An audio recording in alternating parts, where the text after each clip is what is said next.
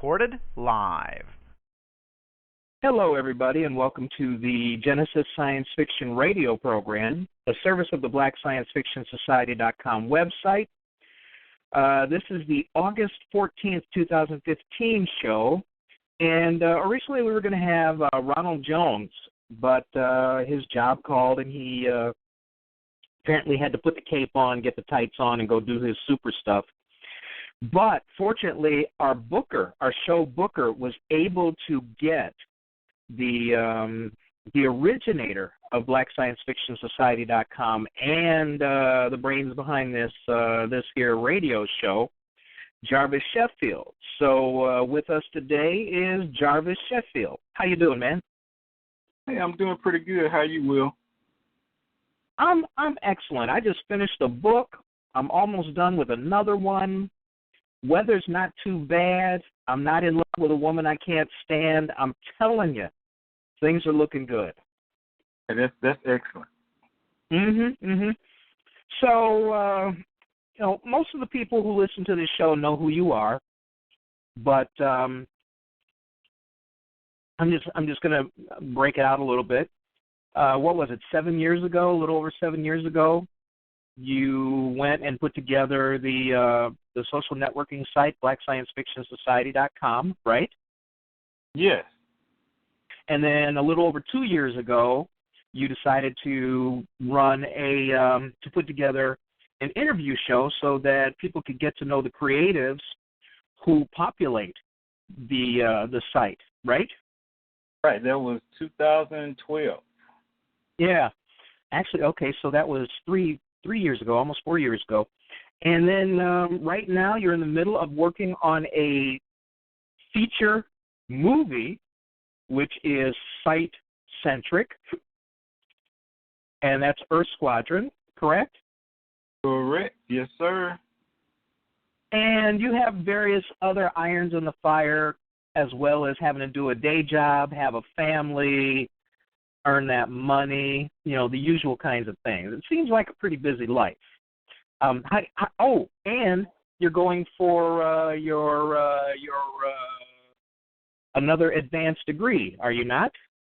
Yes, sir.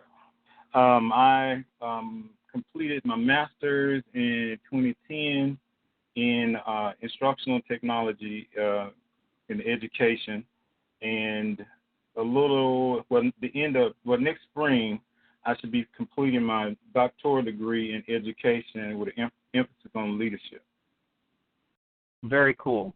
So it's not as if you don't have enough stuff on your plate. Let's start out. Let's start with the beginning. Well, first of all, where did you grow up? Okay, I had an interesting childhood. I actually was born in Chattanooga, Tennessee, and I was raised partways on Lookout Mountain. That's one of the local tourist destinations in Chattanooga, Tennessee. And so when I said I had an interesting childhood, when most kids were playing basketball and football, we were hiking and exploring caves. So my background is a little interesting. So even with that, I went to predominantly African-American schools, which all were, I can say, were really excellent. And I enjoyed going to those schools. My parents always encouraged me to push myself and to be self-reliant. So I think that's where a lot of my drive comes from. Both of my parents I'm the youngest of six. My parents really pushed me to excel. And so I did my best also in high school. I went to a vocational high school, and I was really active. I was on the football team, wrestling team, VICA, which is Vocational Clubs of America, for those that don't know. It kind of trains you to be in the industry of electronics and stuff involved technology. And I was student body president at one point. So I had an interesting childhood growing up. And during that time, at home growing up in the 80s, That was a time when video games were a new thing. Kind of grew up with video games. And me and my cousin, that was like my best friend growing up. My cousin, we would read we would read comic books and play video games. That was our life. So I had an interesting childhood. Well, hopefully everybody has a pretty interesting childhood, but I mean, you had a lot of rocking and rolling there. So when you were younger, did you have an interest in science fiction at all? You know, movies, comics, novels, what have you? Oh yes, I think that kind of was spearheaded by my brothers because I have two older brothers, and when you have older brothers and one television, you kind of have to acquiesce to what they're watching. So I ended up watching a lot of MASH, Star Trek, Lost in Space, Twilight Zone, The Dark Side, things like that. So that was my introduction to science fiction. But I think it may have been second or third grade. But when Star Wars came out, that it was so exciting that it just pushed all the interest in science fiction and technology and robots and things of that nature to the next level. And during that time, did you do anything? Did you was it a passive interest, or did you create any kind of content? Were you interested in writing or drawing or anything like that? Okay, I think most of the above. I would draw. I had notebooks of crazy space drawings and spaceships and things of that nature. Even in high school, I went to vocational high school, so I actually had began making my own robot in high school. So I went to a vocational high school, and I was in an electronics shop. So we were introduced to creating our own circuit boards, to programming a Hero 1 robot that was in the lab, and repairing electronics for the university, for the school, and even we made power supplies for the entire city school system. So I was exposed to that, and I actually was in the process of making a robot before I graduated. Was the Hero 1, was that Heathkit, or who made that? It wasn't Heathkit. It was a separate company, but we did experiments with Heathkit circuit boards and even little smaller sensor robot. But the Hero 1 was our crown and glory for our department. Mm. And so, okay, so you, excuse me, you come out of school with an interest there. What was the entomology? What made you decide to start up, to get online and put together a site like BlackScienceFictionSociety.com, social networking site? I think that kind of had its genesis in going to other people's sites. I remember I would go to netters.com, well, it was called Datharec at the time. One of the site members, that he had a science fiction site that I would go to and look at his animations. He had basically a web comic before anybody knew what a web comic was in the early 90s. And then also there was a site called Urban Entertainment, and they had a bunch of different black animated shows and short stories, not short stories, but movie short. And I think around year 2000, the internet bubble kind of burst, and a lot of the sites that I would go to, I think it was about a dozen of them at the time, they kind of went stagnant, and no one was updating their sites, and it was kind of a void. So for a few years it was like that, and then my interest in science fiction never waned, so I always still get black comic books from the comic book shop here And I think my son, I think he was between 4 and 6, and we were watching some show. I can't remember the name of the show, but a little kid, as a little kid, he was like, why are all the black characters the bad guys? And so, I it kind of snuck me with that one. So we had to have a little long talk before I even, way ahead of time, I thought I would have to have that talk with him about racial issues and things of that nature. And then, too, another thing that kind of pushed me was our current president, Barack Obama, was a senator, and he was ascending to the highest office of the land. I'm like, wow, this brother's doing his thing. And, if he can do this and make it that far, because I didn't know if he was going to make it as president or not, but just him being in the arena, I was like, okay, he's doing his thing. I'm going to have to step up my game.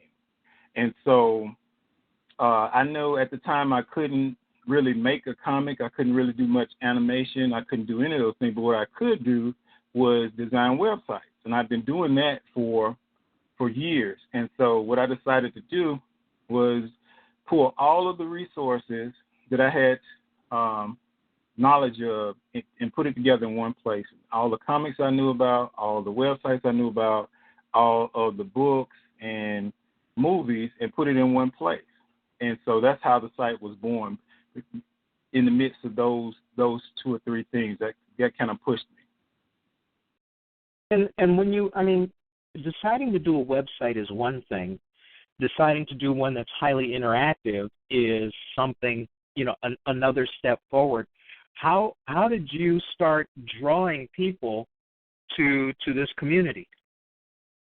I'd had a little experience with doing web communities, but I had a local site called Black Nashville, which gave me a few years experience of how to manage, how to promote, how to run a web community, not just a website, but a web community. And I kind of transitioned from that to Black Science Fiction Society. I felt like I could reach a broader audience, and one that was familiar to me with science fiction. And so I had a little trial and error with different databases, and I came up with one that I felt had everything that I wanted. And so it was the NEAM platform. And so I took that NEAM platform, plugged in all the information that I could come up with, and made custom graphics. And I went to a couple of Yahoo groups. At the time, Yahoo groups were one of the only resources for Black science fiction. So I sent messages out to the people that I knew from those groups, and the site started with maybe 20 people. And then from that point, it kind of snowballed to over 4,000 people on the site, and probably about 15,000 people that we reach with our social networking platforms. And that you mean like Facebook?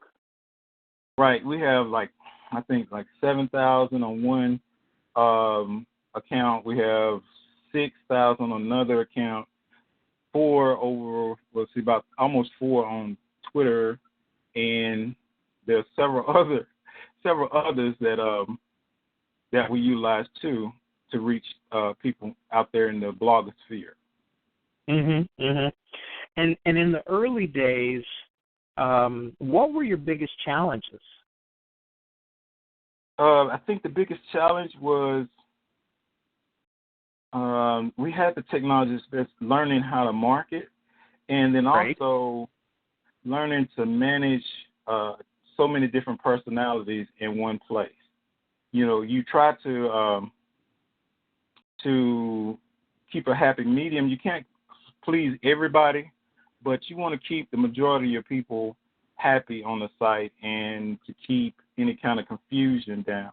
And I made some enemies for that very reason, but I think it's worth it to keep a environment where people can freely talk and share ideas rather than argue and things of that nature. So I think that's been my biggest challenge, is to make sure that everybody on the site is behaving and things of that nature. I think like that's the biggest challenge I've had. So, balancing all the personalities. Exactly. Well, that's not easy. No, it's not. But you have to develop some standards and a thick skin because, it could go left really quickly, but you just can't, if somebody curses you out or whatever, you can't just do the same back to them. It's, you have to lead by example. Yeah. And so, as you've gone along, I would imagine that's the hardest thing that you explained. What's been, what were the kind of milestones, the good milestones? And I'm not talking about, when we got 1,000 people, when we got 1,500 people, when we got 2,000 people. What other kinds of developmental milestones did you really enjoy and ended up being very important to you? Well, first, those milestones that you mentioned, that 100, that 500, that 1,000, I still count those as really promising and good milestones because with the internet, there are literally millions of other places they could be, but those people that join this site chose to come to our site. And so I appreciate every member. Also, meeting the personalities, meeting some of the members in person, that's been really great. When I've been able to travel to several different cities, Atlanta, Chicago, I'm sorry, not Chicago, but Detroit, Philly, and let's see, several different places. But to meet the people that are on the site day in, day out in person is amazing. And it really is. There's some really great people. But then outside of that, we have other milestones like, I mentioned, you mentioned the site. We started the site in 2008. We started a poster collection with Black art in 2009. We put out the first Genesis anthology in 2010. 2011, we published the first Genesis magazine, which will be the next one will be out in the next week or so of the next installation of the magazine. We started the radio show in 2012. Also, the second anthology came out in 2013. And we came out with another sister site, which we haven't implemented completely, but we made some traction with it last year with the Future of Fiction, which features collaborations from the top artists and creators on the site. So those are some of the milestones that I can just think of top of my head that we've done. But we have so much more to do. There are dozens of things I have planned to do, but you have to do your due diligence in planning and doing your research so that everything is a success. Okay, so if we were to be kind of honest, which I really hate being, anyway, you take on the burden of running the site, being the creative impetus behind it, being the on-site policeman, and deciding how things are going to go in the future pretty much by yourself. It's almost like right now it's kind of a singular endeavor. So let's ask how many hours a day. I see you online a lot, but how many hours a day do you think average you are spending in the service of maintaining the environment? At least, I would say maybe 8. And that kind of broke up because with the site, it's the first thing I do in the morning before I go to work. It's what I do when I check in on, breaks at lunch to make sure everything's going fine. And when I get off, between the other responsibilities I have, I make sure to come in and make sure everything's running fine. But it's not just me. Just with this show, there are teams of people working on each project. Like there's you and I and on occasion Penelope on the radio show. We have a crew of 4 people doing the magazine, 3 people that put together the anthology series. So it's not just me doing everything. So I kind of interface with others to get things accomplished. And, I mean, a lot of people are not able to work collaboratively with other people. I mean, for you, how is that working out for you? Because at the beginning it was just you. Let's be honest. It was just you. Just you and some knuckleheads who really wanted to try to make it theirs instead of, leaving it the networking environment that you envisioned. How is it working with other people? Do you see that increasing? Do you see bringing more intellects into, helping put things together for the site or maintain the site, or are you pretty much at a steady state now that you're comfortable with? Well, I've been really open to bringing other people on to have input and make decisions and things of that nature. But I've been very particular to try to vet people, because just based off of past experience, sometimes a lot of people will say they want to do this and do that, but when the rubber hits the road and the newness of it wears off, to kind of disappear. So I always kind of vet people that are self-motivated and want to participate. I don't really try to go out and drag people into doing this if they don't want, because a lot of times, like I said, based off past experience, if you kind of try to drag people into giving them a responsibility rather than them volunteering and being self-motivated, those people don't work out, but the self-motivated people work out. And so as those people arise, then we implement, we pull them into the team. Like James, the latest member of the team of the radio show, he volunteered to handle the YouTube channel. And I was like, you want to put it on YouTube? I'm like, you sure you want to do this? And he followed through. So I'm very happy to have people on the team that are, like I said, more self-motivated and follow through. And so what are you going to do when I get the ankle bracelet off and I want to have my Friday nights back?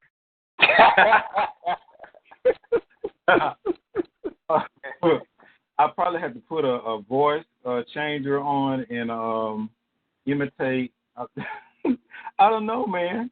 But all right. I hope we don't have to come to that, but I don't know yet. But one thing that I do want to mention that's in that vein of the original question, I've filed for and made the site Black Science Fiction Society into a 501 nonprofit. And with that, there's a board of people to give input, and I'm slowly letting go of the reins somewhat to have more input and things of that nature to the site, but we're moving in that direction, and that's one of the major steps. Was I wanted to make sure that there was a structure made for the site in case something happened to me. I just didn't want all of the work everyone has put into this project in this community to just fall to the wayside. Right. And so by making it into an organization, that kind of ensures that it's lifespan. Because I've seen different projects where a person gets sick or they go through a divorce or they die or something, and everything that they've built just crumbles. And I don't want to see that happen to all the work that everyone's put into this project.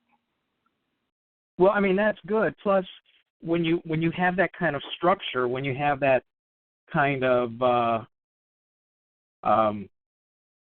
infrastructure, behind something like this, not only does it make it more real, in other people's eyes, but it gives it the ability to do a lot of different things that just a collection of ragtag individualists simply can't do.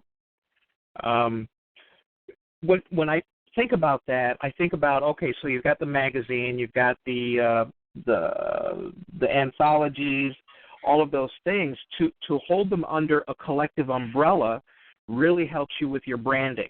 Your branding, which is very important. We both know of almost literally hundreds of websites, user groups, and things like that have come and gone. And you've gone over the threshold, for the amount of time that the average social networking website, niche social network website, hangs on. So obviously there's staying power here where you have. I mean, it would be silly to not put together the infrastructure to keep it going.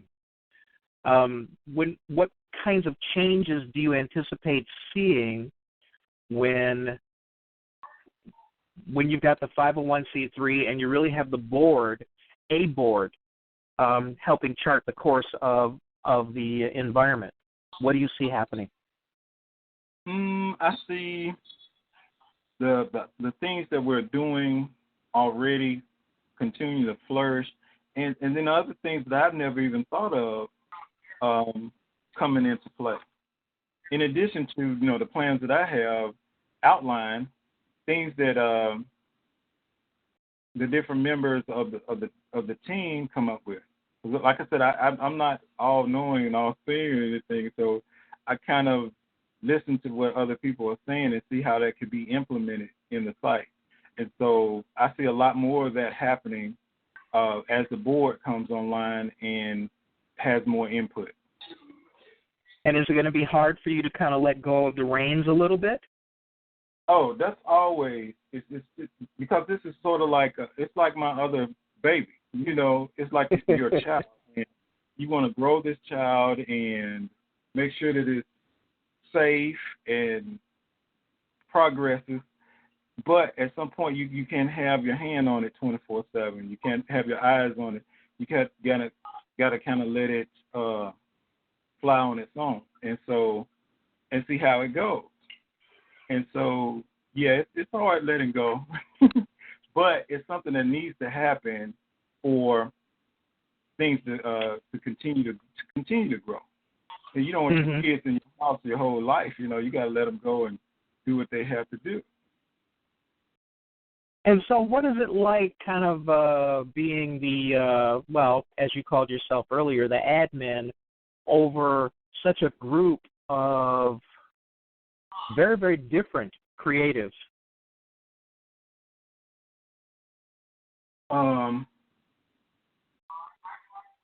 How is it admin? Oh, it's a labor of love, and too, it's a great experience because, like I said, I get to every day plug into people from around the world that are similar to myself, in that we like science fiction, we like science, we like all this, we like to read, we like cartoons and comic books and video games and things of that nature. So it's been a pleasure doing that. Like I said, the only part is just making sure that everybody plays together well. We don't need to go there, do we? Okay, but rest assured, a lot of my decisions are made by, of course, common sense. But I've done a lot of research, watched a lot of videos, and continue to listen to webinars and things of that nature on how to best run an online community and continue to so that it continues to grow. And so the decisions that are made just aren't, I just don't pull them out of a hat somewhere. I pretty much read about a dozen books on running communities and probably at least a half dozen ebooks and probably about a dozen videos on the topic. So I think that's one of the things that has kept the site going, is because I don't just, it's not just my ideas to keep it going. I use a set of predetermined patterns and structures to keep stuff going. Because like you said, there have been, and I've seen it, there have been dozens of similar sites that have come and gone. I hate this, a lot of people jump up and do this stuff, but it's not easy, and you're not going to make $1 million off of it overnight like Zuckerberg. So it has to be something that's in your heart and something that you truly believe in. Okay, that's fair enough. And a lot of people have no idea how to manage an online group. And it's not easy. If we were going to be very honest, sometimes it could be a real pain in the butt, too, because there are times when you look up and you go, what in the hell were they thinking? What were they thinking? And what is that, about daily, every other day, every third day you get to see that? Oh, we see a little, but I think I see something extreme like every 6 months. Oh, well, that's not bad. And that's not bad at all. But, sometimes you have a person come on one of the social media sites or on the site and post some crazy porn or something, and then I have to delete it, and they'll get mad at me for deleting this stuff. So, and curse me out and things of that nature, but you guys don't get to see or hear about all of that, but it just comes with the territory. But, yeah, I think about every 6 months, but for the most part, that's few and far between, and on a daily basis, I get to meet and interact with like some really cool people. When you started the site from the onset, did you deliberately decide to have a site that would be teen and young people friendly, or was that something you migrated to as you developed the site on the fly? That was from the onset, because I wanted it to be that way. Because part of the impetus for the site was because of my son, and so he was a young guy at the time, and you don't want to introduce him to certain things until that's appropriate. And so, you can see the porn and the naked stuff, and you can call it art or whatever you want to do. You can see that in other places, but this site needed to be kid, young person friendly, so that young people could come on here and learn something. Particularly my son, I have a niece, they're both the same age, and so it needed to be where they could come on here and see stuff. And then lastly, something a lot of people don't know, that if your site has like porn on it, and people open up and see the stuff at work, and they're looking at these nude pictures or inappropriate things at work, it gets flagged by the server, and nobody at that job, at that corporation, will be able to see the site. They'll just block it. And so, to make sure that the site didn't get caught up in any blockers and things of that nature, just don't put it on here. You can do that all day and night on your site or whatever, but just don't put it on here. Yeah, a lot of schools, excuse me, a lot of schools block all of the Ning-based sites as social networking because of bullying, because of questionable content and things like that. Just between you and me, at one of the schools I manage, it's an elementary school, I opened up a hole in the firewall just for this site. Wow. Because I did, because people wanted to, they knew I wrote things, and they, and kids are interested in science fiction, kids of all colors, kids of all ages, from the very young to teens. And so it's a great resource which gives them content that they would not find otherwise. So it's too bad that this is automatically classified as something like social networking. But those in the know may be able to let students check things out like this. Yeah, I was gonna talk. Oh, go ahead. I'm sorry. Go ahead. I was completely unaware of that. Thanks for letting me know. Yeah, well, just some little inside baseball. A lot of schools use this content filter called OpenDNS, and with OpenDNS, you can just allow one Ning site to be accessible for the kids. And I'm not going to say that it was just unenlightened self-interest. Yes, the reason why they were excited was because, oh, you write science fiction. Do you do stuff like Star Wars? Do you do? And I go, well, it's not just me, but there's thousands of people who are checking out this site who like science fiction. And so, if kids are excited at an elementary school level, usually that follows them into their teens and then later on in life. And this is in the service of creating and maintaining our audience because,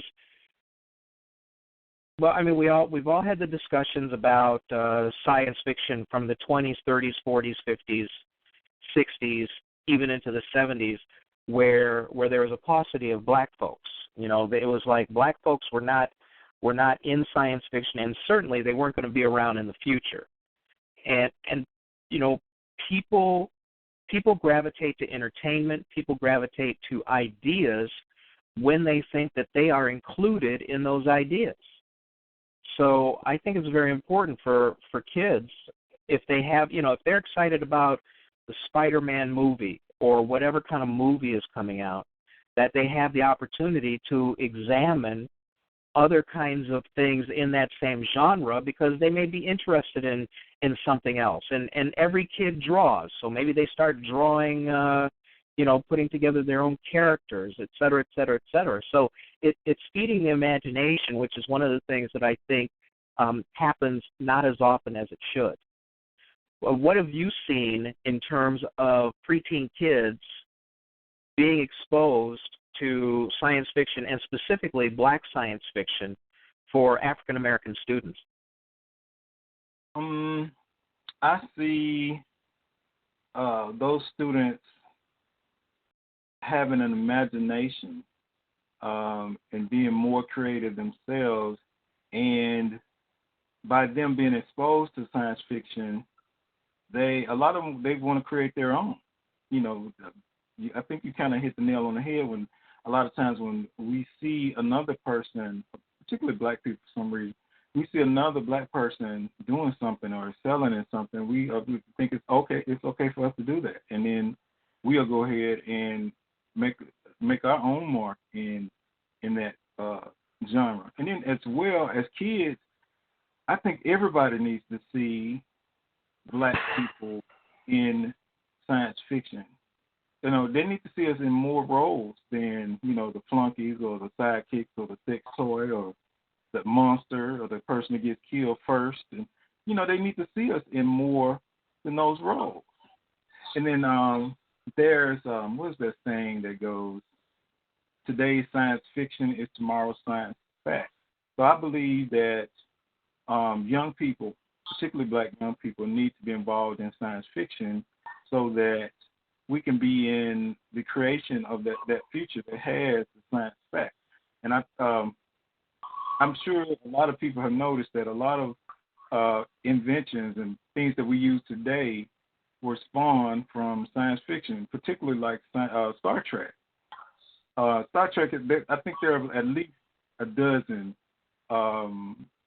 items that were initially, just science fiction ideas that are now products of the cell phone. That started off as early as I can think as a communicator on Star Trek, right.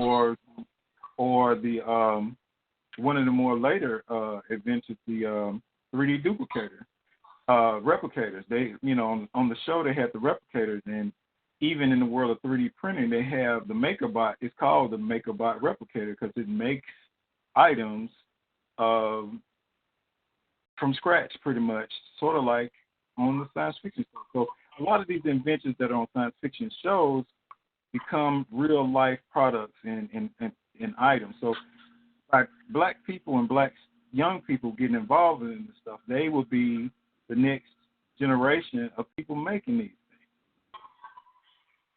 Yeah, Wayne says in the chat room, look at the tablets that we have now. Just like the one that Yeoman Rand used to hand to Captain Kirk while he was sitting in his chair.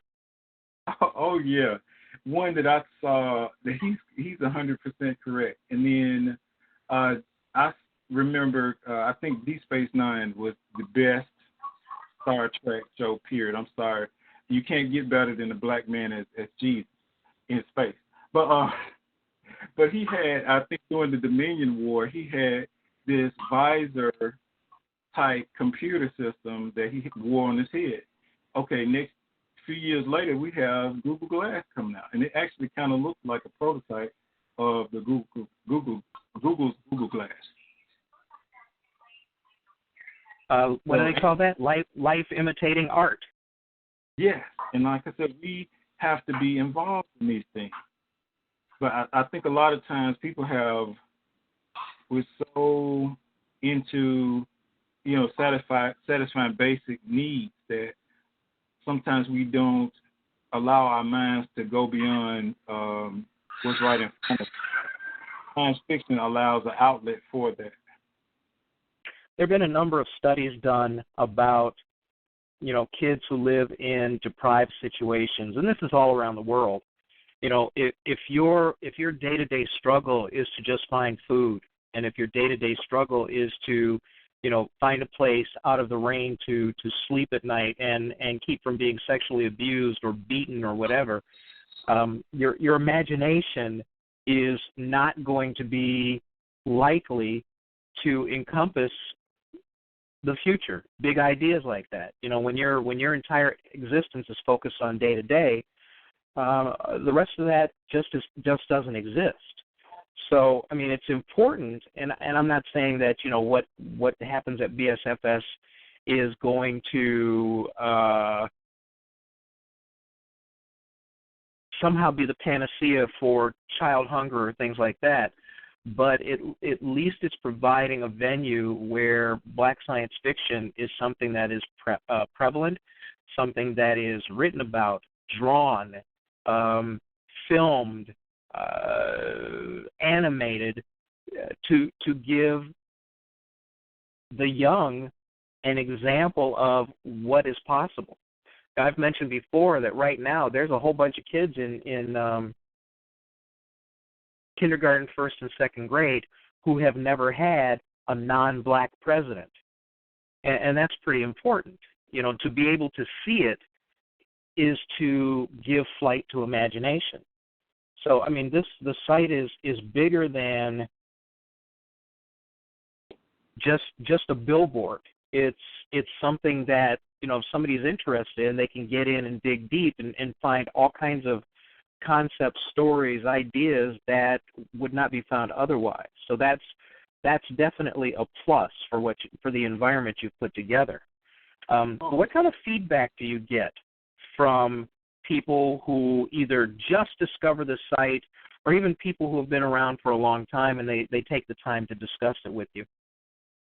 I think it's almost the same thing where from each person where you'll talk to someone and they'll let you know that, hey, I didn't know this existed, and I'm so glad that it does exist, and I am so happy that there are other people out here that like me, that are nerdy like me, that like these comic books, that like short films, that like black novels and things of that nature. And it's just like, okay, I've just found another relative or something, But they're happy to be able to have a space like this and to be a part of it. You've been interviewed a few times about the site. Are the people generally who you get to talk to, who you do an interview with, that's going to be posted someplace else, are they surprised that the site exists, or what's kind of the read you get from it? Because it's not an easy place to bump into unless you're doing a deliberate search for Black science fiction. It's always been positive, and I say really about half of the people that I've been had an opportunity to be interviewed by, they actually were members of the site themselves, and have kind of grown their brand somewhat so that they can spread the gospel of Black science fiction in their own way, which is great, because the more I look at it like this, the more the merrier, in response to the constant barrage of negativity that we have on a daily basis. So the more people that are exposed to Black science fiction society, and the more people that develop more science fiction, I think it's a great thing to keep that ball rolling. And then there are a few that they may be a mainstream outlet, but they are interested in seeing something new and expanding their horizons. There was a Dutch magazine that interviewed me 2 years ago, and I posted that on the site. And that was done via Skype. It was completely out the blue. And then there's amazing science fiction magazine. It's like one of the oldest science fiction magazines, period. I got 2 interviews from them, and so they're trying to make sure they keep everything diversified, and we're an outlet for them to plug into to get that diversity. And then too, I think and lastly, I was privy to go to DETCON in Detroit, Michigan last year. Now, DETCON is a completely mainstream venue, but I was received there as well as I have been at all the Black events. I actually sold out of my books there. And you never know what interest people have. And the crazy part about it, I didn't change my delivery. I didn't change any of my graphics. I didn't change a thing from how I handle things at, East Coast Black Age of Comics or Onyx Con or Motor City Black Age of Comics. I had people, white people, Black people, most 90% white people buying Black science fiction. So you have to kind of put yourself in that arena and stay true to your brand.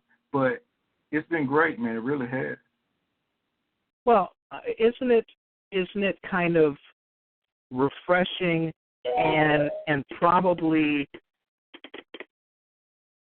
desirable that people are looking at Black science fiction more so as science fiction, maybe with some different flavor?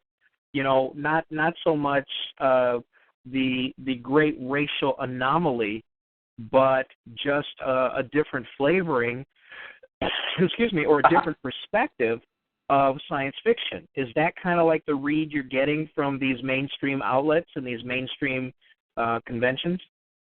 I believe so. I think when you said flavoring, that kind of made me think along the same lines. Okay, you have different kinds of cuisine. You have, just conventional. You have country. You have Spanish. You have Asian. You have Italian, and we have Black science fiction, and there's nothing wrong with that. If you want to diversify your palette and have different perspectives on things, and that's great. I think that's an awesome thing, and that benefits everybody. It benefits us as creators, and it benefits others to see Black people in more roles than the stereotypes that are out there that are prevalent. And we, to be honest, we even have white members on the site who do participate on a fairly regular basis. Oh yeah.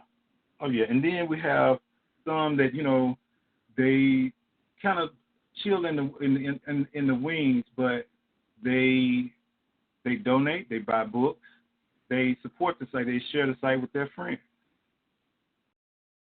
So it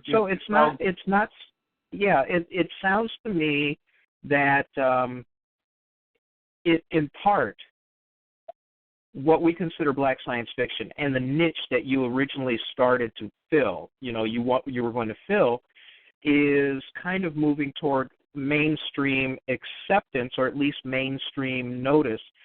Do you think that the Afrofuturism movement, because that's essentially what it is contributing to a kind of surge in popularity, or at least a surge in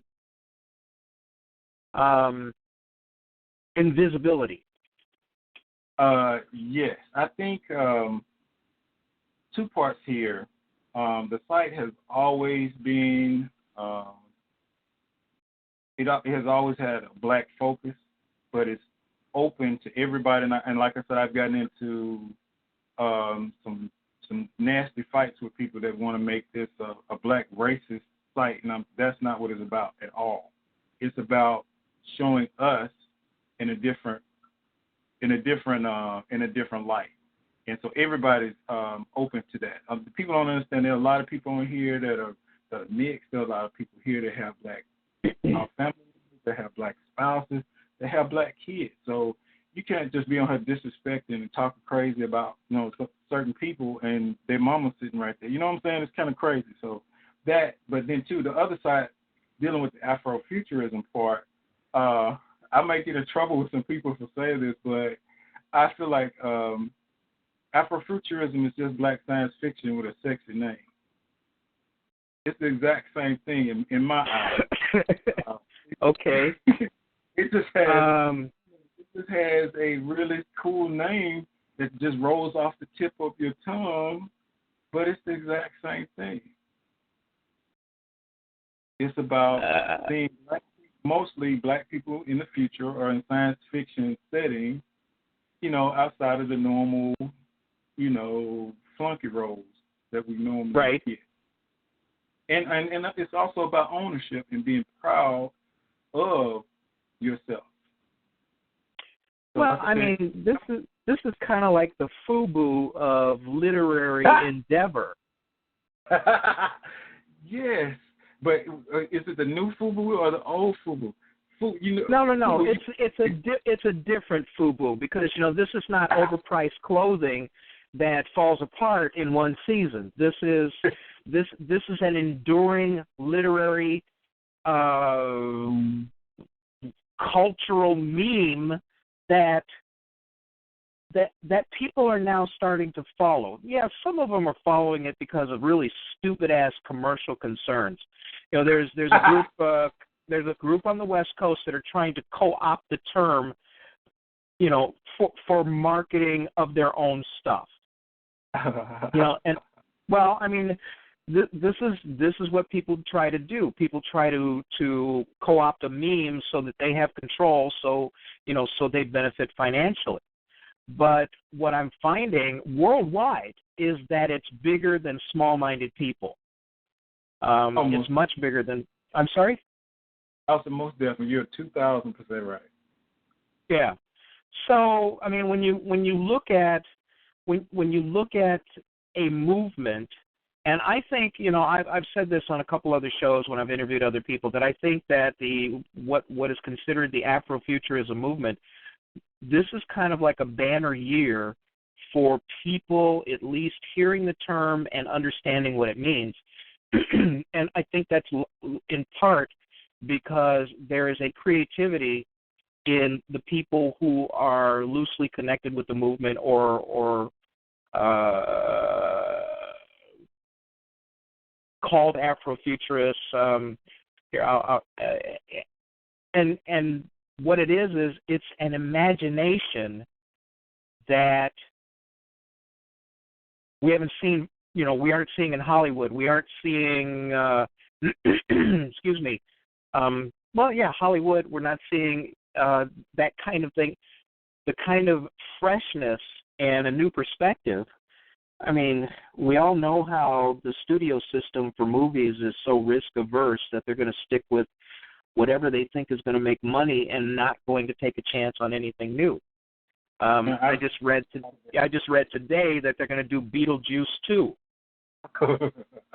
You know, how many black fantasy, even new fantasy stuff is out there that other people have not seen, you know, and yet you have this entire industry, and I admit from the beginning that they do it to make money. It's to make money. It is no other reason than to make money.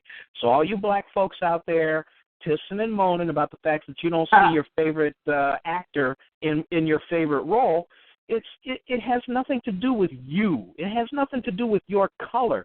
It has to do with a very cynical calculation of how to maximize profits. So stop being so mad. Be pissed a little bit, but don't let it ruin your whole day. Don't let it ruin your whole day. You know why? Because, first of all, it is what it is. You know, black people make up 12% of the population. In terms of moviegoers, probably slightly higher per capita than maybe some of the other races. But it's all money. It's all money. But the good part about that, the silver lining that I see in that leaves a door open for us, individuals that are savvy enough to do it and have the guts to do it and have the wherewithal to do it. That's an open door niche market to be filled. And it is, and well, I'm sorry to interrupt you, but if you can do something that is creative, it will get noticed. I mean, look at how many webisode type shows have been on YouTube that have been brought to television because of their popularity. So you're right. The opportunity, I don't think it's ever been bigger. Do you? Oh, no, not with the accessibility for the tools and the opportunity to gather the skills. You know, if you don't have a degree in movie making, you can always get what's called books and magazines and videos and teach yourself to do. Yeah, the barrier to participation is lower. Right, and then also, if you have half a brain, you can do the same thing to market those creations that you've made. I think one of the biggest things, we have like several barriers, but in addition to the, the stuff, I'm not even thinking about the racism stuff and things of that nature. But first of all, having a mind to go out here and do it, and also having a wherewithal to see it through until you see the gains. Everybody out here wants to have instant success, and I'm here to tell you it's not going to happen overnight. Anything that's worth doing is going to take some time and some effort to see any gains. You're not going to just like I said, I don't know too many Mark Zuckerbergs and people like that are instant successes, but whatever it is that you want to do and you want to see changing it, where people always complain about these movies or books or whatever, get up, teach yourself and do it. Invest some time and put some skin in the game and make it happen. Stop waiting for somebody to come in and save you. Get off your butt and do something about it. And I think that was the driving force behind one of the driving forces behind the site. Like I said, I couldn't make a movie at the time. I couldn't do any animation really. Didn't know anything about book publishing, but through diligence and being open to learn, and not just learn, but to learn and implement, that's how change happens. You can't win the game if you're sitting on the sideline complaining. That is true. Yeah. I've never seen anybody sitting on the sideline win. That's you true. You got to be part of the game. You have to. And yeah. So, like I Hang said, on. Hollywood. Go ahead. By Hollywood overlooking, certain genres, that's an open door for us to make our own game. And like I said, you have if you invest time and energy and stuff, it's going to happen. So let's just look at the plethora of books. We have quite a few individuals that have made gains in science fiction books, in the various genres of science fiction. Same thing can happen for comics, and the same thing can happen for movies, but it's not going to just happen overnight. Yeah. Hang on. You're listening to the Genesis Science Fiction Radio Show, service of the BlackScienceFictionSociety.com website. If you've forgotten where you are or when we did this, it's August 14th, 2015. And our special guest tonight, and he is special, and not short school bus special, but really special, is Jarvis Sheffield, the mind behind the BlackScienceFictionSociety.com. I would call it a collective. You know, Ning calls it a social networking site. I would call it a collective of some really outstanding people. And from what you said before, this segues perfectly into the next thing I'm thinking about. I'd like for you to talk about, you know, okay, so when you start the site, you don't know jack about doing a movie. When you start the site, you don't know, when you started, the tools were not as developed. But let's talk about the movie that you are doing with members of the site, the first full feature movie from BSFS. Oh, goodness. You would be talking about Earth Squadron. Yes, I would. Oh, awesome. Earth Squadron is, well, before I even jump all the way in, I've always been fascinated with 3D animation ever since the first MTV video with the two plumbers and things of that nature, and some crazy video. All the way through the Computer Animation Film Festival that was on VHS tape. I would go get the new tape of just experimental animation every year.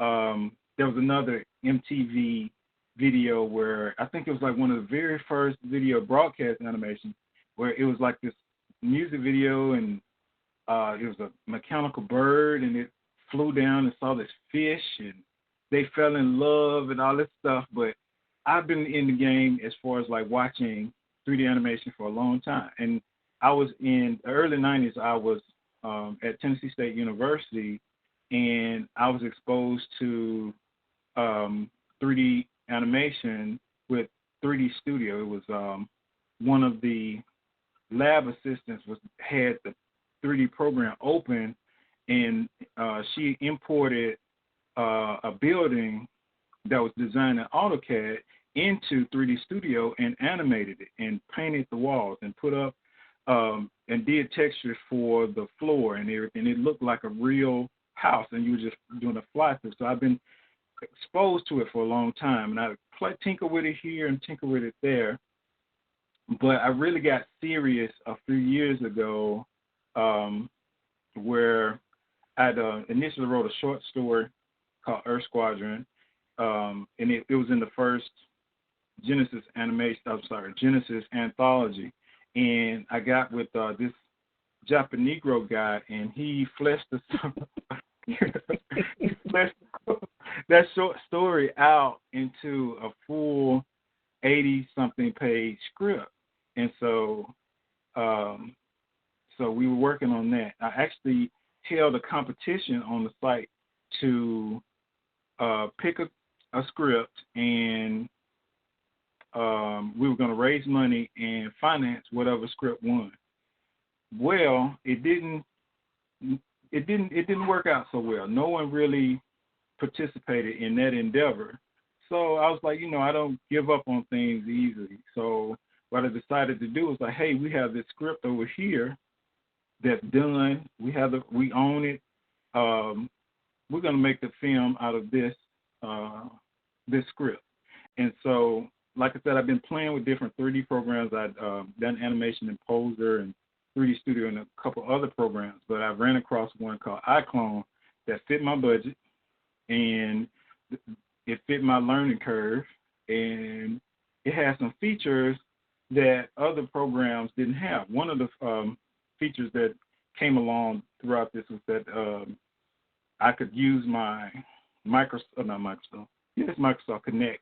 I could do animation here in my house where I can do motion capture. So that's speeding up the filming of the movie quite a bit. But what Earth Squadron is, it's before we get into it, Earth Squadron is a story of what happens when the Earth is faced with destruction, and the only people that can save them are the rejects. And so that's the impetus for the movie, and it's set in the future, and these aliens. Well, wait. Tell them who the rejects are. Oh, the rejects are people with superpowers, or what we commonly know as like mutants. And so the very people that have been persecuted are the ones that only people that can save them. And are they going to save them in the first? But I will let you figure that out over the course of the development of the film. But I'm really excited about it. We have a team of like 12 people working on the film in various stages and have contributed different things to different pieces to the film. We have the script. Like I said, the script's completely done, ready. Yeah, we're like 90% done with the storyboarding. We have about 80% of the of the characters done. I actually just got a character from Alonzo. Let's see, over the weekend.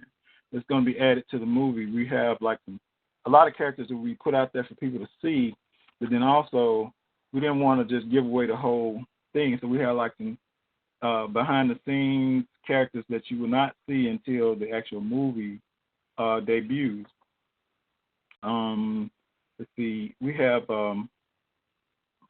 purchased a lot of what we call 3D objects and models of, buildings and vehicles and all that stuff are in play. We have like background music. We have Hollywood level sound effects that have been purchased. Something I have been playing around with lately is our voice recorder. We have like the voice recorder that we have for the voice over. That costs several $1,000s. So we're doing our due diligence, taking our time making the film, and actually taking our time purchasing at one piece at a time, if need be, for professional equipment to facilitate this movie. And some of the teams. Whoa! I don't know how you can talk about the movie and not talk about the infrastructure that you put together to do the movie. You created a whole studio. Yeah. Yeah. Tell them a little bit about that. Okay, and you can see this on the site. There's a group where I've been posting pictures.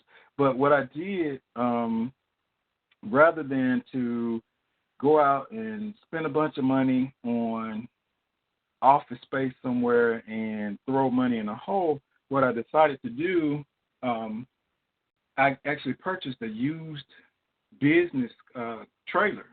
The kind of trailer that you see outside of maybe a used car rental place or construction. I bought one of those and converted it to a digital studio where we have a half dozen computers there with 3D software, with audio software, with 2D software, with special effects software to do live action movies when we get to that phase. But right now we're doing 3D stuff.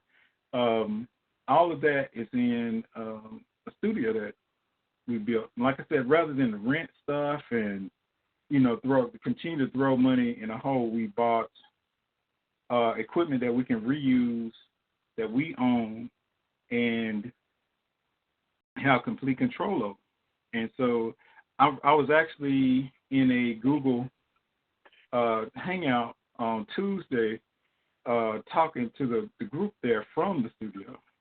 And that's what one of my cohorts, Quasi, he's been one of my longtime friends. He's part of the crew of the film. We have movie meetings every Sunday, and we've been having our meetings And so we try to be economical, but then also we want to make sure that we have the correct equipment and things of that nature to facilitate a good film.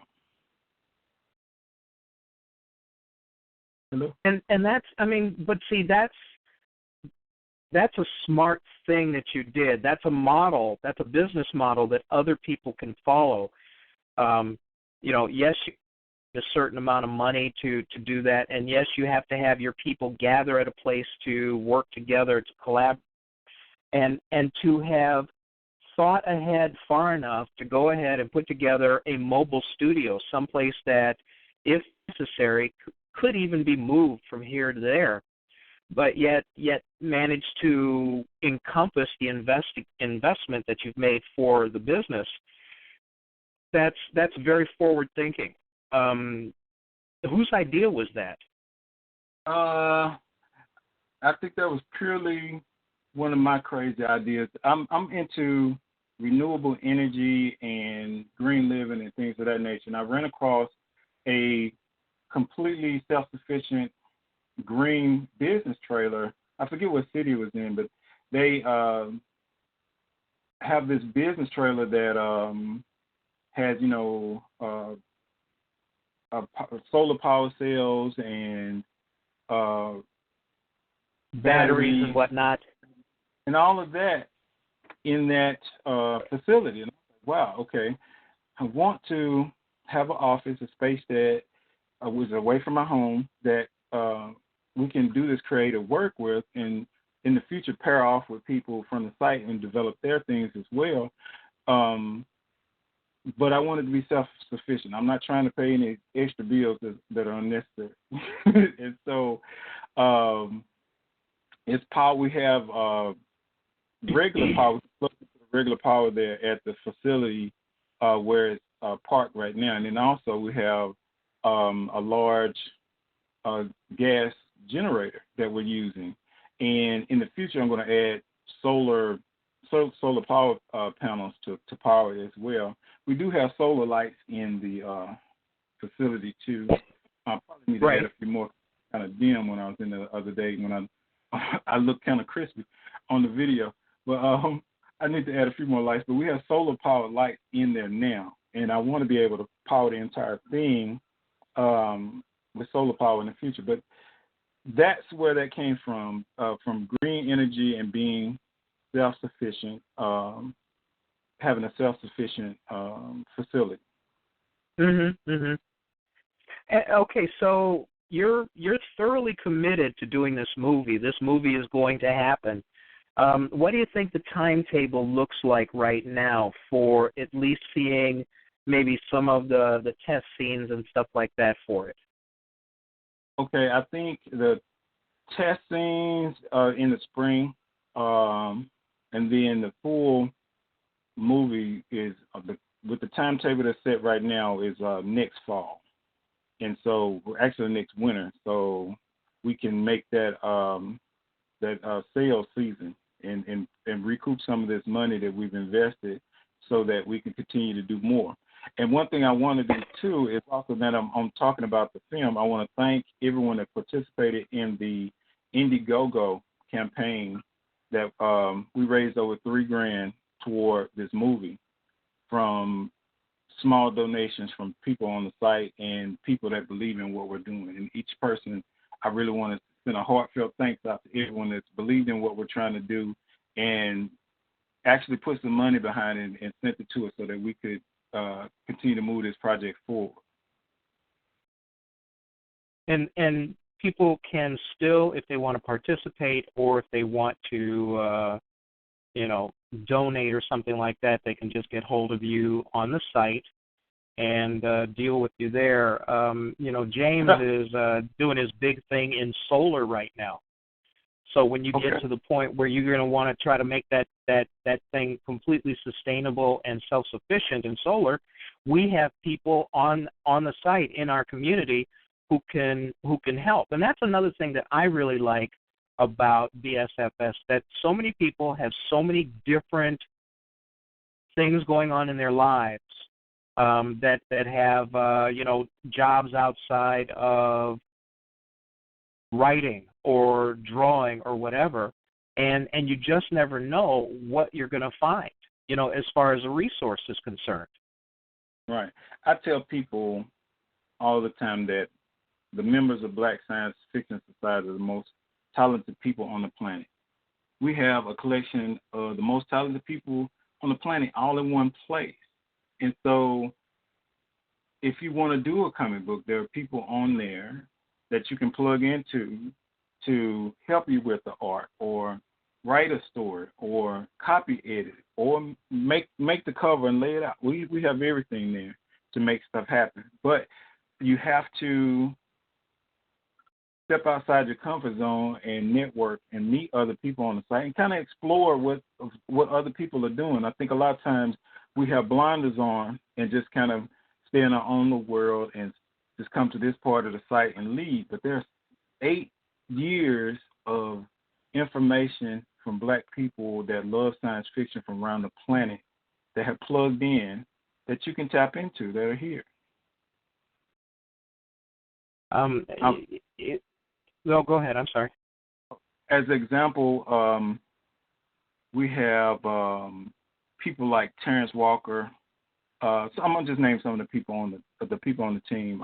We got Erica Hughes, Tony Quaid, Alonzo Von Threet, of course William Hayashi, Wayne Robinson, Terrence Walker, Quincy Jackson, myself, and Keith Young.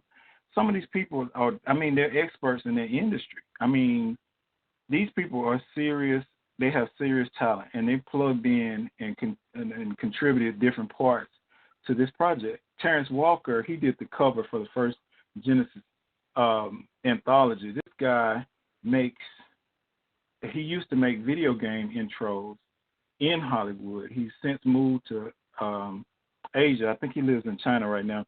This guy has made entire short films by himself, completely animated. He's done books on how to do anime.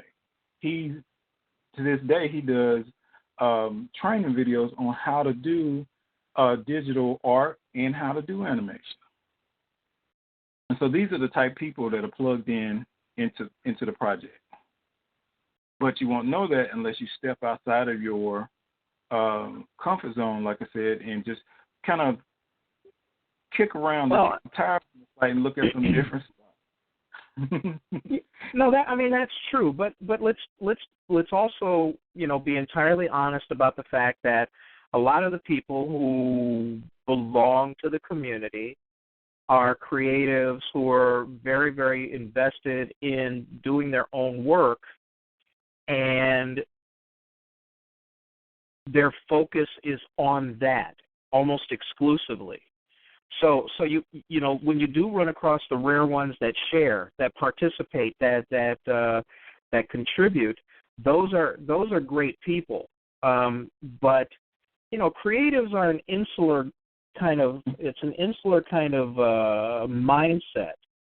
So not that you did, but I don't mark anybody down because they don't participate, because everybody's got their own situation. But the thing that is so gratifying is when you run into somebody who's not like that, somebody who says, "Oh yeah, I could do that. Let me give you a hand," or they step up, or they go, I have an interest in this. I have some expertise in that. Let's put those two things together.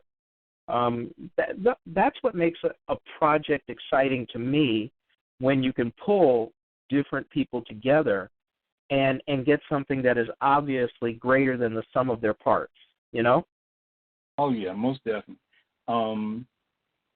I think that the site has a little something for everybody, and I think that's one of its pluses, is that if you are just into comics, or you're just here to blog, or you want to post your art and things of that nature, it all kind of contributes to the whole. And then there are some people that they come on and they never say a word, but they may buy a book, or they may buy a magazine, or they may send in contribute to the donations of the site or something like that. So everybody that's a part, I appreciate them. And like I say, it's so much that because I'm behind the scenes, I see it so much that people don't see. There are a lot of really, really great people here. And for those people that venture out to, with the people that don't venture out and step outside their zone, I just want to encourage you to step outside of just your project and network and try to see what other people are doing and interface with them.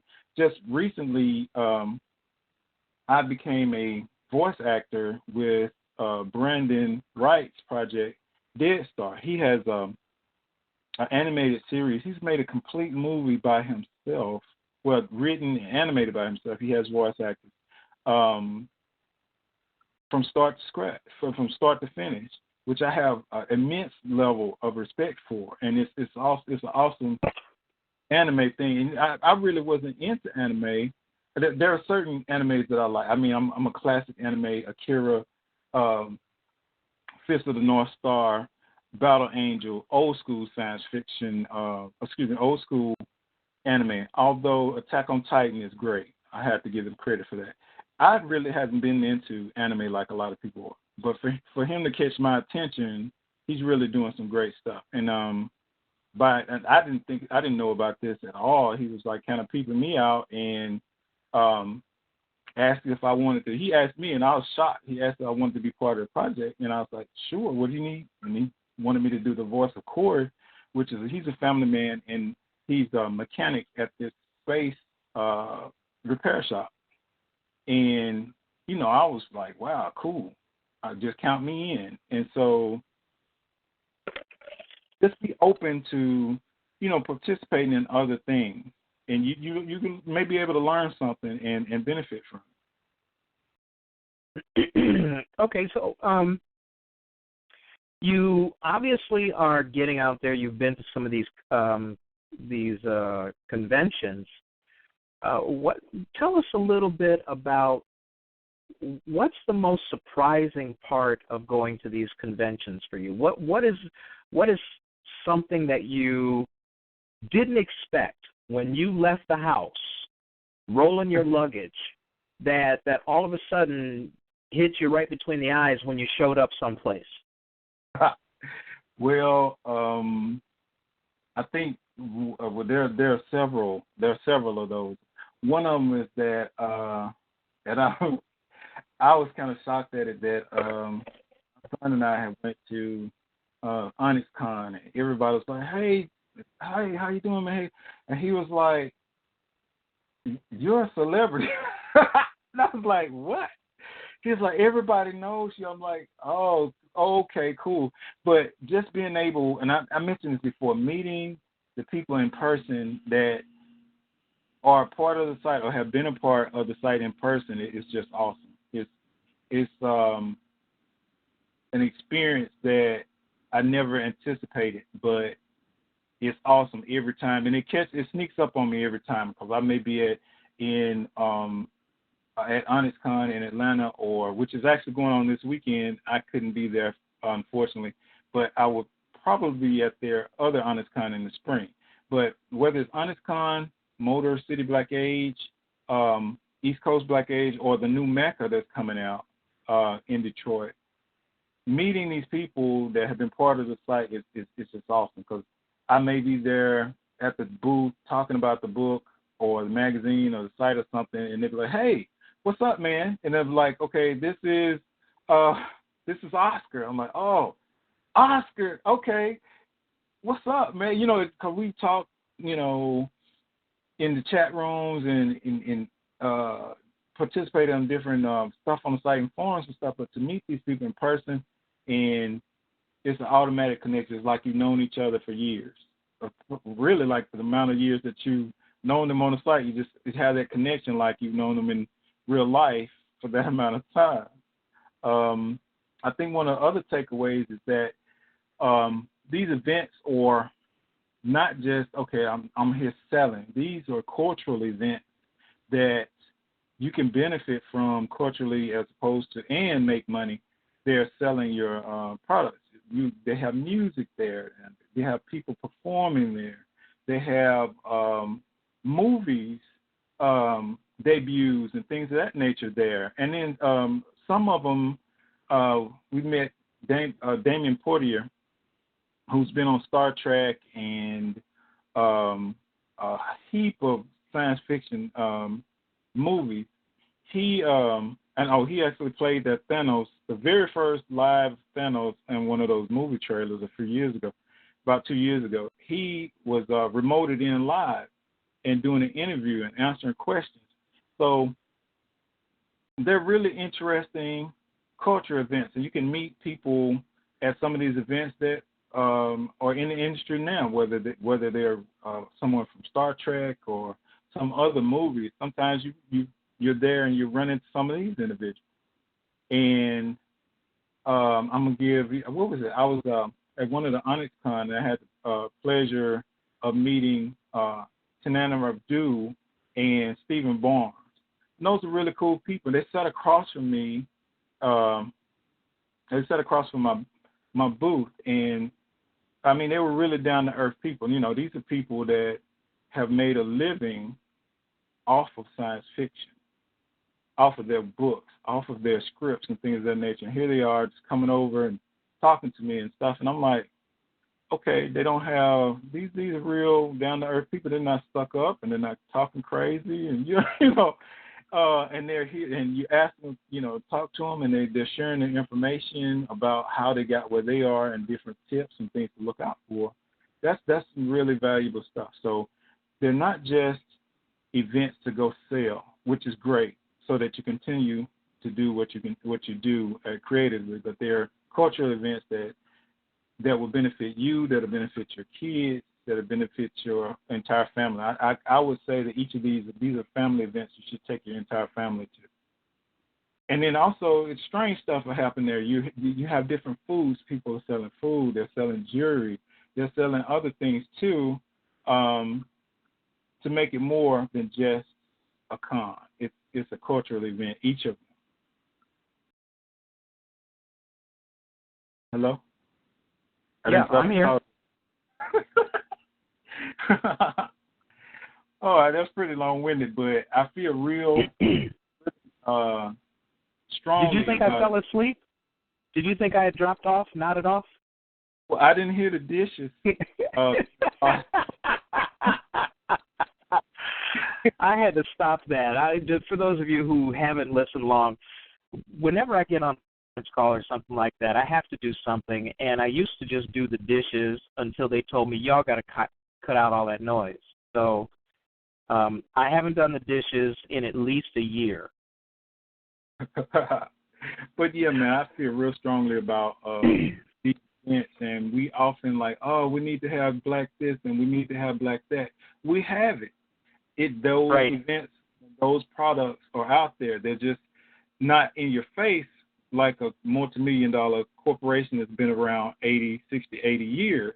So you kind of have to do your diligence and do a little searching, or come to Black Science Fiction Society and look on the featured books or the featured videos or the featured comics to see different vetted products to buy. But there's something that people forget. You know, even if you're going to look for good sci-fi, you have to look. Oh, yeah. You know, it's not just out there. You're not going to just find great sci-fi movies. I mean, we've talked ad nauseum about bad sci-fi movies that people did that they thought they were going to make a ton of money off. But if you want to find good sci-fi, you have to look. If you want to find black theme sci-fi, you have to look. And some people want everything spoon-fed to them or handed to them on that proverbial silver plate. And sometimes, if you want to find the best, it's like going to that used bookstore. If you want to find, a book that you remembered that was a great book, you're going to have to look for it. You're completely right. And like I said, on the site, it's so much content and talent right here that you don't even have to go anywhere. You can go on. You can look in the forums, you can look in the blogs, you can look in the videos, and just look at some, not the stuff that's just on the front page. There are hundreds, literally, I think there may be thousands now, but thousands of videos to watch. There are dozens of vetted books that are in the featured section. They're in the event section, dozens of events that you can participate in, and there may be one near you. And also, if you know of anything, come on there and plug it in and share it with the rest of the site. Because, like I said, we don't know. I don't know everything, and I don't know anybody that knows everything. But by us all participating and being active and sharing what we know on the site, it enriches us all. Yeah. Somebody asked, kind of like what's ahead. What are you going to be doing to increase membership, to increase the reach, increase the visibility? What kind of plans do you have to grow BSFS?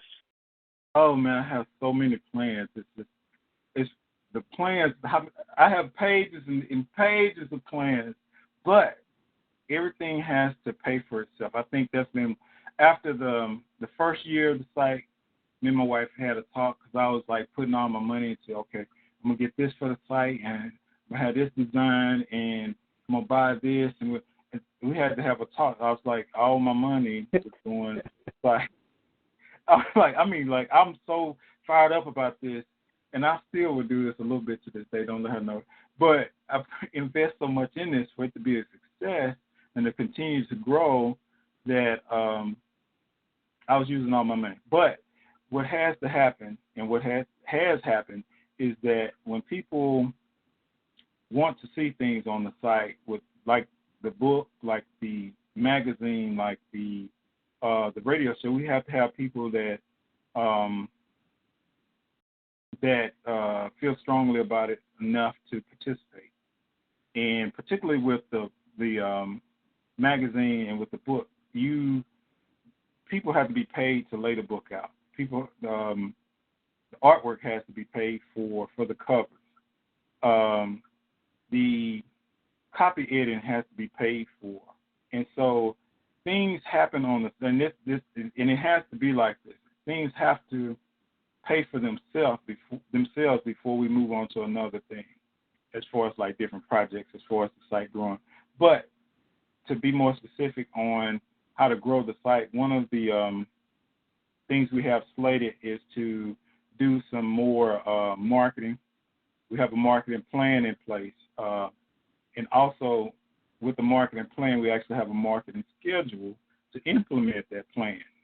And so we're doing some more e-marketing. We'll be doing some more e-marketing. We'll be doing some more print marketing where we have thousands of flyers. One of the next things that's going to happen within the next 2 to 3 months, we're going to put out about 5,000 to 10,000 flyers at full color flyers, not some I just printed out on my printer, but full color flyers at the various black universities to kind of grow the base of science fiction with some of the younger people.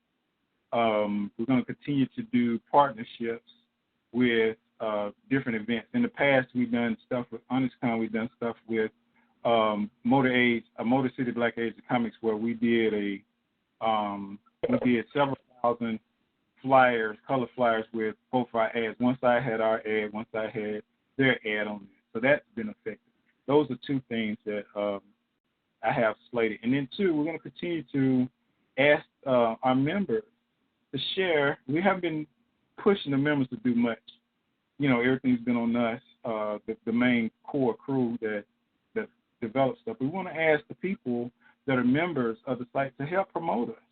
We promote you guys. I mean, whether you're doing a book or something, we're always out here promoting other people. We're going to ask the people that we have supported to support us a little bit. If it's just, sharing what we're doing on Twitter or sharing what we're doing on, or with a friend or something of that nature, we're not going to just, we're not going to have all the emphasis on us. This is a community. A community functions when different people work together, not just, a handful of people towing the line.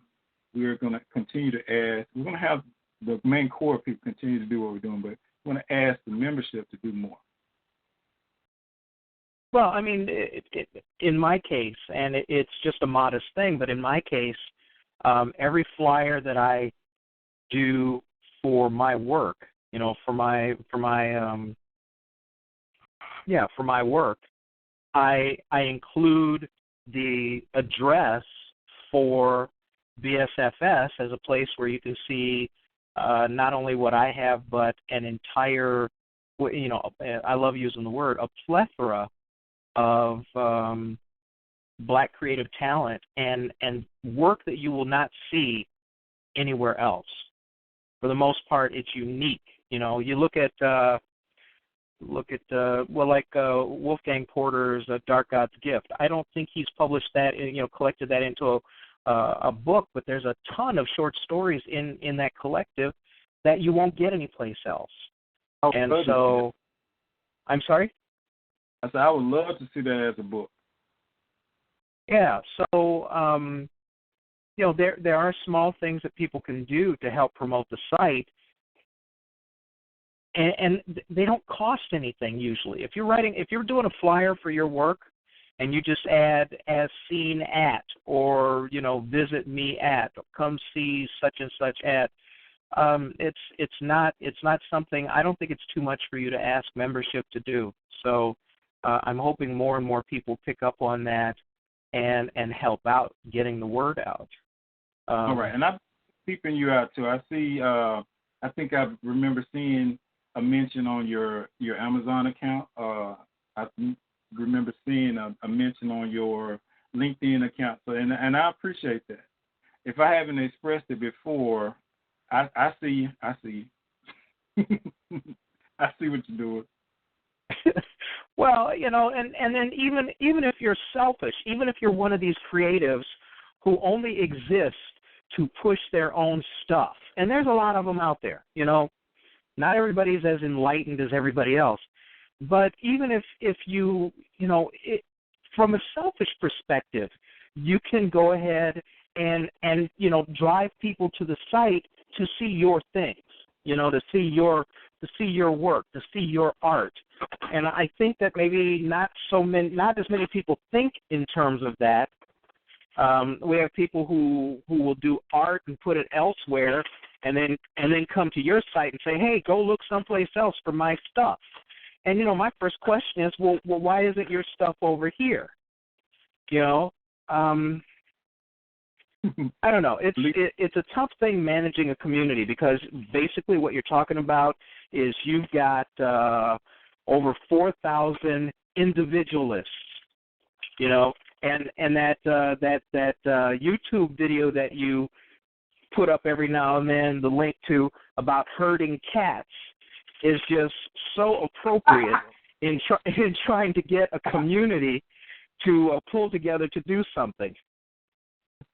And that's that's typical of all communities. Initially I was like, man, am I doing something wrong, or can I be doing more, and things of that nature. But in doing the research on this type of endeavor, a community site, that's typical, all of them.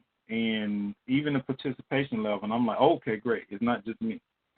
But on that one thing that people can do, you can there's a badge that you can put on your site. If you have a blog or something somewhere else, you can actually plug our I'm a member of Black Science Fiction Society badge on your page. So yeah, help us out. Plug that on there. It doesn't cost anything. I'm fairly lucky. I fell into this radio show. I hadn't done radio since the 70s. And I know, for those of you who are just hearing this new, I certainly don't sound old enough to have been doing the radio in the 70s unless I was a child actor or something. But in all seriousness, drawing people in, and at least giving them, how many people have stopped by and said, man, I had no idea all of this was here? I've seen people say that. I've seen people drop into 1865. I was born a little bit earlier than 1865, Al. But, so many people drop in and they go, I had no idea all of this was here. How often do you hear that, Jarvis? At least once a week. Yeah, and so exactly. Over the course of a day, over the course of 8 years, it's quite a few times. But I'm like I said, I'm glad to be able to do this stuff. Man. It is awesome to be able to do this and to plug in to, like I said, with other people of like mind like this. Because I don't know how many people in your family or in your immediate circle of friends in your city that are into the stuff that we're into. It's kind of few and far between. So being able to interface with like-minded people on a daily basis is awesome. I'm heartened by the fact that when you go to non-Black specific events, there are people there who know you and people who know about the site. So it sounds to me like the mainstream knowledge about the site, the mainstream participation is not something that's so completely foreign, you know? And I think that if I'm sorry, go ahead. No, I was just saying not at all. So go ahead. But, you know, the thing that I really would like to see is that, you know, the participants, the people who come in, the creatives, you know, so many of them are they're so imaginative and have done such great work. You know, you would hope that there would be some kind of mainstream acknowledgement or acceptance or even notice, because the work that's done that is at BSFS is very creative, and we need that. You know, when we look at common culture today, by and large, it's tapped out. You know, you don't see very much that's new. You know, I'll give you a really crappy example. There was a movie that came out that sparked so much excitement because it was so new, it had never been seen before, but it was a crappy movie. But it got the attention because it was new, and that was Blair Witch Project. You know, you look at the kind of excitement that you get when you have something new, and you know, a lot of the stuff that we produce, you know, and I'll collectively call it under the Black Afro or the Afrofuturism movement. These are ideas, these are storylines, these are certainly characters that have never been seen before, and they deserve to be seen. You know, look at how many books, authors we have putting together really quality work, and the kind of work that's getting international notice. So this is not a flash in the pan. This is not an also ran. This is a true cultural movement that I think that we're really on the cusp of not only exploiting and really getting the word out, but kind of on the cusp of a major discovery. And you've been around for this many years, so people are going to know about BSFS. And if all of a sudden somebody goes, you know, let's actually try something new, we got new up the wazoo. Oh yeah, for days. Mhm. What days? What's been the best part about doing this, about running this site? I think I don't know, so many takeaways, but I think having, and I know this is probably just a kind of cliche, but the community where it's about the people on the site, and like I said before, it's like we're plugged in to like-minded people from around the world, and getting to know these people and joking with them and sharing stuff. It's kind of addictive. It can be addictive, and I think that's the best part: meeting and getting to know like-minded people from around the world. The different things that people are doing. I mean, there's some great things that people are doing, but just those relationships that are built over time with the different members on here. I think that's been one of the most gratifying parts for me. And if you could, let's kind of think like maybe 5 years down the road. What do you see different, and where do you see this collective community 5 years from now? Okay, I see 5 years from now.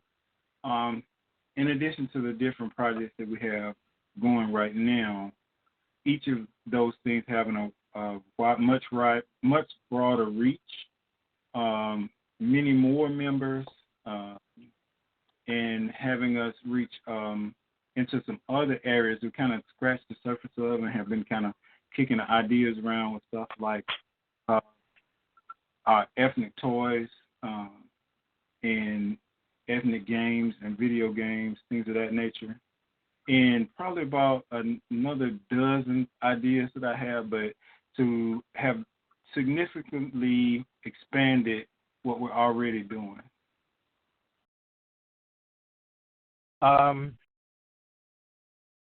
Something I want to talk about. But when you talk about expanding what we're doing, let's 5 years from now, knock wood, fingers crossed, all of that nonsense. Earth Squadron will be out, and Earth Squadron will be proof of concept, proof of ability, and proof of creativity. I mean, that's going to be a huge thing, which I think is going to lead to more people who are going to want to be involved in the studio aspects of BSFS. And you forgot to tell people, or maybe I missed it, that the studio and the studio project is designed to give BSFS members the resources to do their own creative movies, 2D and 3D, correct? Right. You have, I casually mentioned it, but yes, that's one of the main objectives, is to create a foundation so that these different projects that people are doing can have a venue to be created. You have people that want to do comics. We have people that want to do animation. We have people that want to do books. We have people that want to do movies. And so we want to remove those barriers even further by providing a facility to accomplish those things so that we can pair off with somebody that wants to convert their movie or comic book into a film or animation to make that happen. Yeah, it's a business networking that works. Here in Chicago, I have about 200 people that I can call on to do a feature movie. When I need the personnel, I know the people. I've worked with them before, so I know what I can expect to get out of them. And I think it's the same thing with BSFS. If you've got a cadre of talent, you have a bunch of people who know how to pull these things together, and they get a great project. Everybody pulls into the project. They execute the project very well, and then, of course, getting paid. I don't want it to sound like it's a charity, but being able to come to Jarvis Sheffield and say, hey, I have a script for a 3D movie, and I don't have the talent to do it. And for you to say, well, we've got a studio, we have voice people, we have animators, we have all these people, let's talk about putting your project together. And that's powerful. That's powerful. And for those people who bitch and moan about how Hollywood won't do my darky movie, the excuse goes away.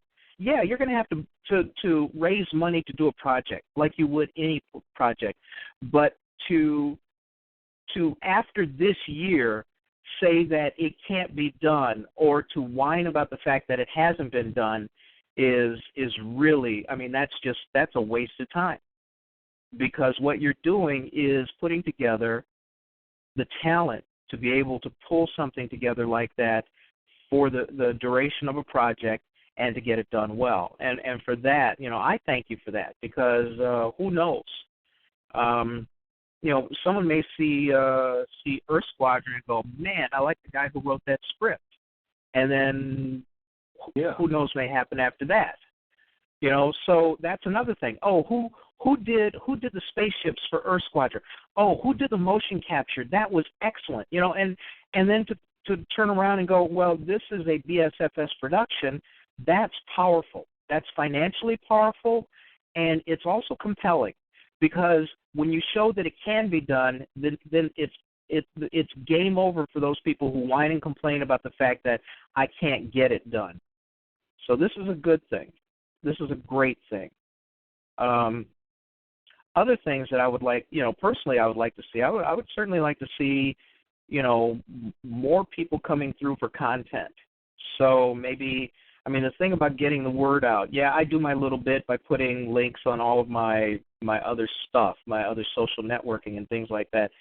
And, one day when the police aren't looking for me so hard, I'll probably get a Facebook page, and then I'll have some references to BSFS on those too. But these are all small little things that those of us who are content creators and who, hang out in the community can do that don't cost anything.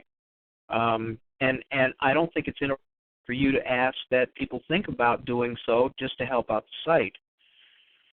When you think 20 years down the road, because you're doing the 501c3, you're putting together a board, you're starting to share responsibility for the stewardship of the site. What do you think is going to happen when you finally pull back and you've got a whole group of people taking care of the site? What do you think you're going to see? I think we'll probably have really moved out of a holding pattern. We're kind of doing stuff and hovering. We're self-sufficient. Everything's paying for itself. But at that point, 20 years from now, I think we would have moved into virtually every area of entertainment, I guess, at that point. Really having movies in the can and out there,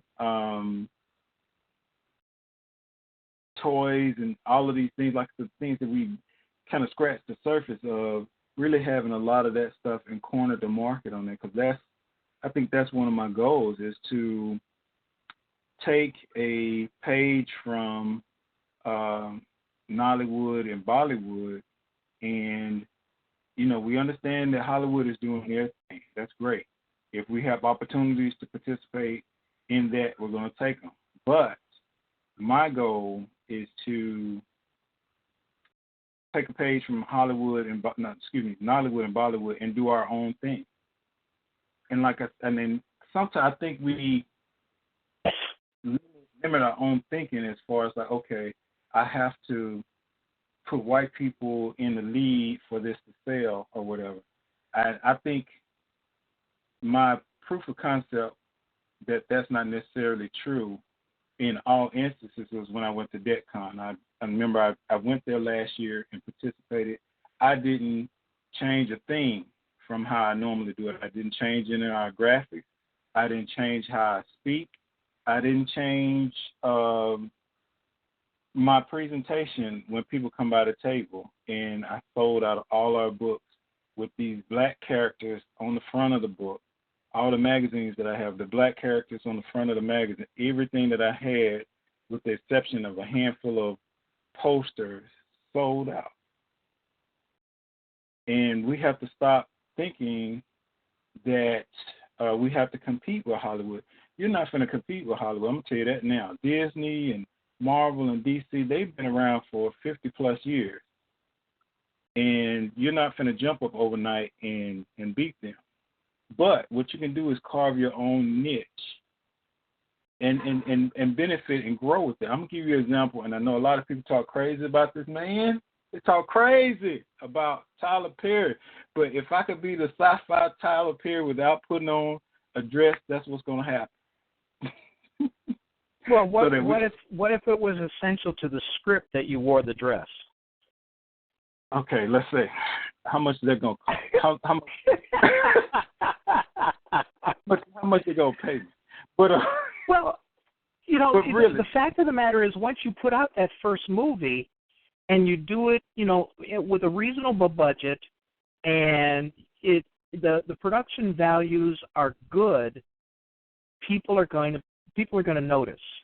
Because just between you and me, I get lost on YouTube every now and then for a couple hours here, a couple hours there, and there is not all, things are not produced very well. People are lazy. They don't pay attention to, dotting their I's, crossing their T's, doing the very best they can, making sure the sound is good, all of those things. You have people who are lazy, who are artistically lazy, and who are operationally lazy. And if you do things very, very well, just the look and feel is a selling factor for that kind of art. Right. And then too, I'm gonna just throw this one little caveat out there. You have some of those may be inexperienced, and that may be their first film. But you have to continue to grow and improve. I'm gonna give you an example of George Lucas. If you ever seen his THX movie, have you seen that? Yeah. Now that's early. That's early. Now that creator and the one you see now are two completely different people. So you have to start somewhere. And I'm not gonna say any names, but there's an artist that I have one of the comic books that I bought in the 90s of a black superhero, and he was the artist for that comic book. That comic book, if you look at it in today's standards, you say, wow, that's mediocre. But that same artist, if you look at his work now, this guy is flawless. And he doesn't look at you for less than $1,000 for whatever, anything that he puts his hands on. And so someone that starts out, with a meager can really progress over time. But I just want to throw that little caveat in there. So sometimes stuff starts out small and it can grow, and some people start off mediocre and really progress. But you have to throw your hat in the ring and be dedicated to improving and doing your best. I remember you mentioned that you have to put your best foot forward. Just don't throw. And I forget what it was where I learned that, but there was this idiom where in some creative fields, don't put out all your work. Just let people see your best work. Put your best work out there. Just don't throw everything you do out there. That's not going to help you. Do your best and put your best foot forward so people can see that. And those are good words to live by. From my perspective, as a writer, I try to write every successive thing to be better, in quality than the thing that came before it. Because I don't think any of us are perfect. I don't think any of us do, absolute best possible thing that they can do and get it out there. I think all work is, or at least us as creatives are a work in progress. That some people could disagree with me, but I mean that's how I look at myself. So every book that I write, I want it to be better than the last one. Every movie that I make, I want it to be better than the last one. So you're absolutely right about having that kind of focus to make things and make them well. Because once you make things and you make them well, then people actually start to follow you. They keep track of what you're doing. They go, that thing that Jarvis did, that movie that BSFS did, that first movie, that was, okay, it wasn't perfect, but it was so damn good, it still holds up reasonably well. That's a cool testament to artistic endeavor. I hate to do this, but we have run out of time. And what I'd like to do is I'd like to bring Jarvis in because he usually closes a show, and have him kind of play us out. And I want to thank you for being here, because for a while there it looked like we weren't going to have a show. But you know what? You're just as interesting as any of the other creatives that I've interviewed. So thanks a lot for consenting to do this. Oh, awesome. And before I close it all the way up, I just want to throw this one last thought out. We always want to put our best foot forward, but never let perfection be the enemy of progress. There's one creator, and I'm not going to say any name.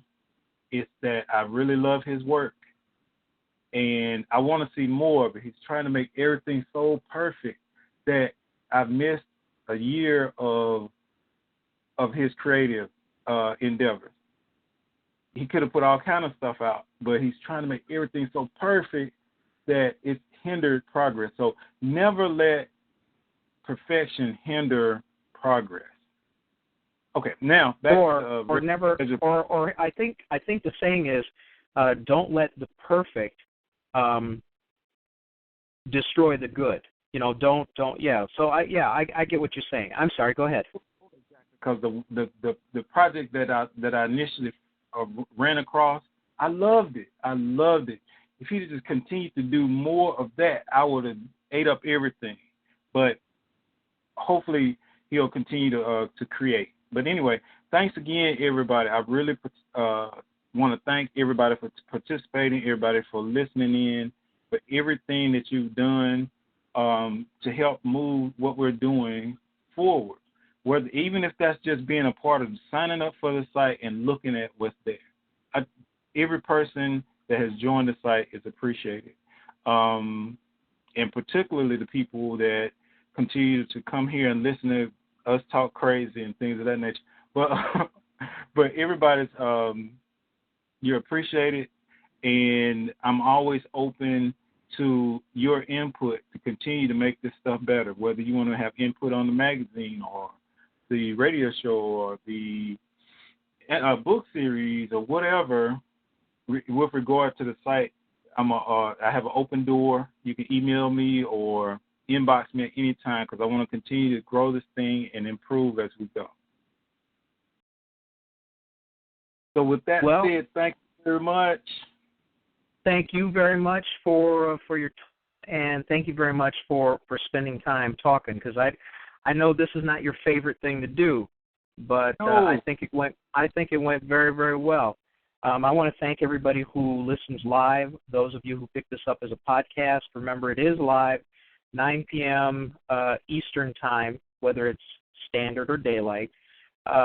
Every Friday evening, same place on the I was going to say on the dial, but on the internet. Thanks everybody for listening, and Jarvis, again, thank you for being here, and we'll see you guys next week. All right, thanks for talking me into it. Bye-bye. Bye-bye. Bye-bye. Bye-bye.